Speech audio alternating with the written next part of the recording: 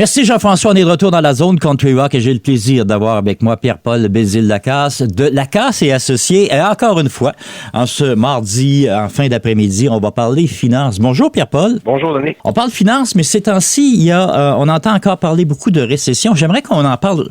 Je veux pas insister, mais il y a des gens qui disent, ben là, on s'en va vers une récession, d'autres, on n'y va pas. Ça a l'air d'être assez partagé dans toutes les directions, hein? Ouais, quand on lit là-dessus, effectivement, les experts on est d'une situation particulière quand même, hein, avec ce qu'on a vécu, avec la pandémie, après ça, la guerre entre la Russie et l'Ukraine, tout ça, ça crée beaucoup d'instabilité. Fait que j'ai l'impression que les experts s'entendent pas. Il y a des gens, effectivement, qui parlent d'une récession qui va arriver ou qu'on est dans le début de récession. Il y a des gens qui parlent d'une récession, mais atypique. Ça veut dire qu'elle va, elle n'aura pas nécessairement un haut taux de chômage parce qu'on sait qu'on est en plein emploi. Puis même s'il y a des gens qui perdent leur emploi, risquent de se replacer ailleurs parce qu'il y a tellement de monde qui en cherche. Donc, ça devrait pas être une récession typique. Donc, ça, c'est quelque chose que je pense qui a du sens. Et il y a des gens qui parlent que, ben non, là, on est en train de, justement, les taux d'inflation, on voit que ça diminue. Les augmentations diminuent, donc on peut s'attendre à un atterrissage en douceur. Fait qu'il y en a des gens qui pensent ça aussi. Donc, c'est très, très varié, les opinions des experts, des économistes là-dessus. Donc, c'est dur de savoir vraiment, on s'en va où dans les prochains mois, prochaines années, là. Et le taux d'intérêt qu'on a augmenté non plus va avoir son effet, mais à long terme, pas immédiatement. C'est pas quelque chose d'instantané, ça. Effectivement, c'est un peu comme la dette. On a beau s'endetter aujourd'hui, les conséquences de s'endetter, ben ça ils se font savoir dans le temps parce qu'on paye plus d'intérêts. Donc c'est la même chose pour l'inflation, c'est on paye plus cher certaines choses. Présentement, les gens font des choix à court terme, hein, ils coupent certaines dépenses, vont couper peut-être de l'épargne aussi, hein, ce qui peut être dommageable dans le futur. Mais à court terme, si on coupe l'épargne, ben on n'a pas de changement rapide dans notre vie. C'est plus tard qu'on va se rendre compte que finalement, on n'a pas assez d'épargne pour, exemple, notre retraite. Donc, ces conséquences-là, présentement, les gens les repoussent vers l'avant. Ça ne veut pas dire que ça nous rattrapera pas, là. Donc, finalement, on n'ira pas plus loin que ça sur le sujet comme tel, parce que de toute façon, c'est un sujet qu'on va voir venir à moyen ou à court terme. Par contre, aujourd'hui, on va rentrer sur quelque chose qui peut toucher les gens, qui touche les gens sur plusieurs cordes sensibles. Succession insolvable. Ça veut dire que vous avez quelqu'un qui est décédé dans votre environnement directement, parce que si on parle de succession, et la succession est insolvable. Ça veut dire qu'il est endetté, tellement endetté qu'on ne va pas vers la succession? Ben, c'est que la succession, en fait, a plus de dettes que d'actifs. Ça serait ça le critère là, de base. OK. Donc, le cas en question qu'on va parler, c'est le cas d'une dame de 66 ans, Marie, dont le fils est décédé dans un accident. Le fils est décédé 3 mois à peu près avant que madame vienne nous rencontrer. Le fils avait des impôts pas produits, avait une vie pas nécessairement facile. Il y avait pour une centaine de mille de dettes, principalement d'impôts, mais aussi des cartes de crédit, là, des choses un peu plus standards. Mais par contre, son fils avait une maison qui était financée. Il y avait quand même plusieurs biens, effectivement, dans la maison, comme tout le monde. Il y avait une voiture aussi qui avait pas de dette dessus. Donc, il y avait quand même des actifs. Normalement, quand il y a un décès, c'est sûr que les gens on leur suggère fortement d'aller consulter un notaire pour s'assurer, premièrement, valider est-ce qu'on a un testament, valider les obligations aussi des héritiers, des liquidateurs, tous ces éléments-là. Donc, ce travail-là avait été fait dans ce cas-ci. Et on a différents choix quand on a une succession. On a essentiellement le choix d'accepter la succession. Ça veut dire, on accepte les actifs de la succession, mais on accepte aussi les dettes. Donc, les héritiers se retrouvent avec ça s'ils acceptent. Okay. Donc, dans ce cas-là, c'était pas une option possible parce qu'il y avait plus de dettes que d'actifs. C'était pas souhaité. On a la deuxième option qui est de refuser la succession. La problématique de renoncer à une succession comme ça, c'est qu'il y a plusieurs problématiques. Premièrement, c'est la succession va être administrée au curateur public. Okay. Donc, il y a des délais très longs. Là. On parle de délais plus qu'un an fréquemment pour que la maison soit vendue, que la voiture soit vendue. Donc, ces actifs-là sont là, puis il y a rien qui peut être fait. Là. Le créancier sur la maison n'est pas payé, la voiture traîne dans une cour pendant ce temps-là, puis personne peut y toucher parce que on ne peut pas faire de gestes qui déterminerait qu'on a accepté la succession. Donc, on peut même pas prendre la voiture puis la vendre. On peut pas rien faire de ça. Sinon, on vient de s'approprier les dettes. Donc, il y a toutes sortes de risques comme ça que les gens doivent savoir. Et c'est pour ça qu'ils doivent consulter leur notaire. Mais une fois que le notaire a regardé ça, ben la renonciation amenait les problèmes que je viens de vous dire. Et il faut pas oublier que il y avait eu des coûts aussi là. Donc les gens, quand il y a un décès, ben il y a tous les frais funéraires. La rencontre avec le notaire aussi, ben il y avait des frais à payer. Fait que la succession a dû payer, Madame Marie en question a dû payer des frais pour à peu près 8 000 $.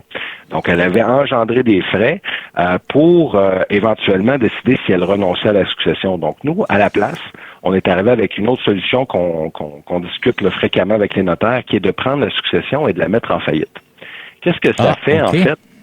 Ben, c'est une situation qui est très peu analysée, mais de plus en plus en Abitibi, là, moi, je forme beaucoup les notaires là-dessus pour les sensibiliser à tous les avantages. C'est un petit peu de ça que je veux vous parler là aujourd'hui. Qu'est-ce que ça l'amène comme situation? C'est pas la personne elle-même qui fait faillite. Des fois, il y en a qui pensent, mais je veux pas faire faillite à mon fils ou à mon mari qui est décédé. C'est pas comme ça que ça marche. C'est vraiment le patrimoine qu'on gère. Donc, on prend les actifs et les dettes, et ça, on présente une requête à la Cour pour mettre ce patrimoine-là en faillite. Donc, ça n'engage pas la responsabilité de Marie dans ce cas-là. C'est pas comme si elle accepte les dettes. C'est juste qu'elle accepte de signer pour dire qu'elle confirme que la succession est insolvable, et là, on la met en faillite. OK, mais là, est-ce que le curateur public rentre encore en ligne de compte? Absolument pas. C'est ça la partie de la chose, c'est qu'on n'a pas à envoyer ça au curateur public. C'est le syndic qui administre le dossier. Fait que ce qu'on fait, on fait un inventaire nous-mêmes. Donc, c'est quoi les actifs, c'est quoi les dettes de la succession. On confirme que c'est insolvable et on s'adresse au tribunal pour demander la permission de mettre cette succession-là en faillite essentiellement. OK. Et ce qu'on fait avec ça, en fait, la première chose, ça nous permet très rapidement de réaliser les actifs. Donc, le véhicule qui traînait dans la cour de Marie, parce qu'elle n'avait pas de place pour l'entreposer, il aurait resté là plus qu'1 an. Donc, pour éviter ça, nous, on vend l'actif rapidement, on prend l'argent et on le met dans un compte en fiducie. Même chose pour la maison. On prend la maison, on la vend et on paye le créancier garanti. Le reste de l'argent qui reste, on le met aussi dans le compte en fiducie. Et une fois qu'on a fait ça, ça nous permet de payer certains frais. Donc, on a pu rembourser les frais du notaire qui avaient été payés. Okay. On a pu rembourser les frais funéraires. Donc, le 8 000 $ qui avait été payé par Marie, là, on a pu lui faire un chèque avec la vente des actifs pour la rembourser, ce qui n'aurait pas été le cas si ça avait été un refus de succession, parce qu'elle n'aurait pas pu recevoir des sommes à ce moment-là. Mais là, on parle de créancier. Donc, Marie est une créancière sur le dossier à ce moment-là. Exactement. Elle devient créancière et elle a une priorité selon la loi. Elle est payée avant tout le monde. OK. Le notaire est payé avant tout le monde, les frais funéraires sont payés avant tout le monde et les frais du syndic sont payés avant tout le monde. Donc, on a pu prendre l'argent. On avait réalisé à peu près une vingtaine de mille de dollars dans ce dossier-là avec le véhicule et la maison. On a pris l'argent, on a payé le notaire, on a remboursé les frais funéraires, on a payé les honoraires du syndic et avec les quelques milliers de dollars qui est resté, on a fait un petit chèque au gouvernement et aux autres créanciers qu'il y avait dans le dossier. Donc, ce que ça l'a fait, c'est que ça l'a remboursé la succession, ça l'a réglé en dedans de 2 mois la succession qui aurait pris plus d'1 an si on l'avait refusé et ça l'a remboursé le 8 000 $ de frais qui n'auraient pas été remboursés si on avait refusé la succession. Fait qu'il y a quand même plusieurs avantages, là, comme on peut voir, à analyser est-ce que c'est une possibilité de mettre une succession en faillite. Puis dans ce cas-là, c'était non seulement une possibilité, mais ça a fait sauver 8 000 $ à Marie et ça l'a accéléré beaucoup le traitement de la succession. La force du testament, là, on en a parlé un tout petit peu, d'aller voir le notaire, vérifier s'il y avait un testament ou non. Est-ce que ça change quelque chose d'avoir un testament ou de ne pas avoir de testament dans ce cas-ci précisément? Dans tous les cas, un testament, ça rend les choses plus faciles parce que les choses sont claires. Dans un testament, on nomme la personne qui va être responsable d'administrer nos biens, on nomme nos héritiers, donc on détaille tout ça, donc ça rend les choses très simples. Dans ce cas-là, il y avait un testament, donc ça a été très simple. J'ai eu d'autres cas où on n'a pas de testament. À ce moment-là, on se retourne vers le Code civil pour déterminer c'est qui les héritiers et on nomme une personne responsable dans les héritiers pour administrer la succession. Et là, c'est cette personne-là qui va signer la liquidation puis qui va signer qu'elle remet les actifs au syndic. Donc, pour nous, de notre côté, dans ces cas-là, il n'y a pas une grosse différence, mais dans la majorité des cas, c'est beaucoup, beaucoup plus facilitant d'avoir un testament notarié que de ne pas en avoir. Ça veut dire, soyons clairs, lors de notre décès, ce que l'on veut, si possible avec un testament notarié. Sinon, je pense qu'on peut quand même faire un document manuscrit à la main, là, signé, puis avec des témoins. Ça peut être bon aussi. Oui, c'est valide, mais il faut le faire quand même authentifier par la suite. Et les coûts d'authentification, en tout cas, je les ai pas regardés dernièrement, mais il y a quelques années, les coûts d'authentification étaient à peu près les mêmes que de faire un testament notarié. Okay. Donc, il n'y avait pas un gros avantage. En fait, c'est qu'au lieu de le payer nous-mêmes quand on est de notre vivant, le notaire pour faire le testament, ben c'est notre succession qui doit prendre l'argent pour faire authentifier notre testament par la suite quand on est décédé. Donc, on reporte les frais. Mais et en plus, on risque de faire des erreurs, hein, parce que s'il y a des contradictions dans ce qu'on a écrit ou il y a des choses pas claires, il y a des, on n'a pas profité des conseils juridiques du notaire non plus pour établir notre testament. Donc, c'est sûr que moi, les clients dans mon bureau, quand ils ont des enfants ou qui ont des liens entre avec un conjoint, par exemple, ils ont des actifs en commun, c'est sûr que je vais toujours les référer à avoir un testament, avoir un mandat d'inaptitude, parce que c'est comme la base pour s'assurer qu'à notre décès ou en cas d'inaptitude, nos volontés sont respectées aussi. Ouais, c'est deux documents différents, faut le dire. Hein. L'inaptitude, c'est un contrat d'inaptitude, c'est un contrat, puis le testament est un autre contrat. Oui, c'est ça. Puis souvent, on les fait en même temps avec le notaire, parce que c'est deux documents qui sont très utiles pour déterminer nos volontés, là. Exactement. Dans le cas de madame, ici, ça s'est quand même relativement bien passé, mais si j'ai bien compris, c'est quelque chose qui n'est pas très courant d'Abitibi-Témiscamingue. Pourquoi chez nous, c'est pas très courant? Est-ce que c'est plus courant dans les grands centres ou...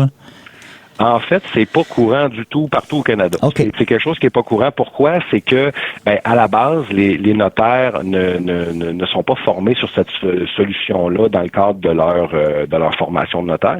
Et de l'autre côté, les syndics, ne sont pas nécessairement formés non plus pour faire des successions en faillite. Donc, ça prend certains syndics qui se renseignent. Et moi, personnellement, j'en ai fait plusieurs dizaines dans ma carrière. Fait que j'ai développé quand même une expertise là-dedans. Donc, c'est pour ça que présentement, je forme les notaires un peu partout en Abitibi-Témiscamingue et ça répond bien parce qu'on a plusieurs dossiers dans la dernière année qui vient de succession comme ça.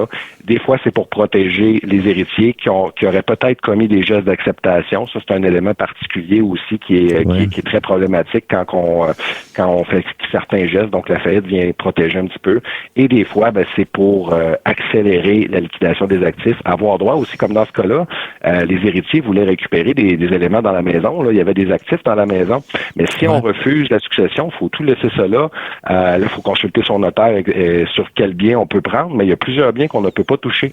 Donc, c'est pas le cas du tout en faillite. Donc, moi, ça m'a permis de vendre pour des frais très, très, très minimes, là, quelques centaines de dollars, beaucoup d'actifs que la famille voulait récupérer. Donc, ça permet de vendre pour des prix très, très bas des actifs, garder les biens du défunt dans la famille et éviter que ça traîne là pendant un an. Là. OK. Mais c'est un détail important parce que là, ce qu'on vient de dire littéralement, c'est que là, au moins, vous avez accès à un certain héritage qui est peut-être plus sentimental que d'autres choses. C'est pas que c'est un héritage monétaire, mais qu'on veut garder, là, qui est important pour les gens.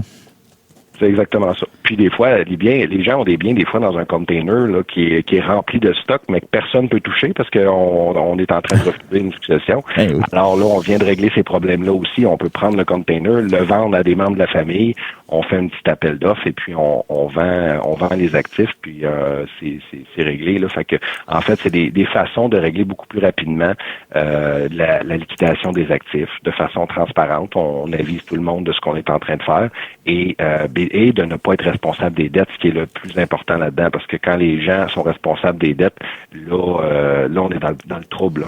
Oui, effectivement. C'est vraiment une solution qui peut paraître magique, mais à laquelle on ne pense vraiment pas. Là. J'ai l'impression que les gens n'ont pas ce réflexe-là, mais pas du tout.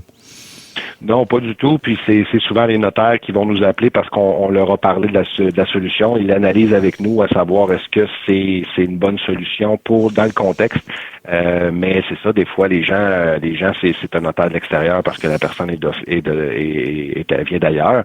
Donc ces notaires-là n'ont pas nécessairement été formés sur cet aspect-là. Donc ça vaut la peine d'être au courant que ça existe et de poser la question à son notaire que en fait c'est dès qu'on a plus de dettes que d'actifs, au lieu de refuser la succession, il faut vérifier est-ce que c'est une option de mettre la succession en faillite. Puis c'est beaucoup une question, c'est qu'on gagne en rapidité, puis on se fait rembourser les frais funéraires et les frais de notaire, fait que c'est pas négligeable.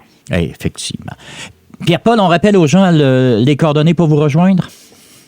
Oui, les gens peuvent nous joindre au 1-844-LACASSE. Ils peuvent nous joindre aussi par courriel, là, info@lacasseSyndic.com ou sur notre site Internet, lacasseSyndic.com. On met aussi toutes nos vidéos, nos chroniques et tout ça sur notre Facebook, La Casse et Associés.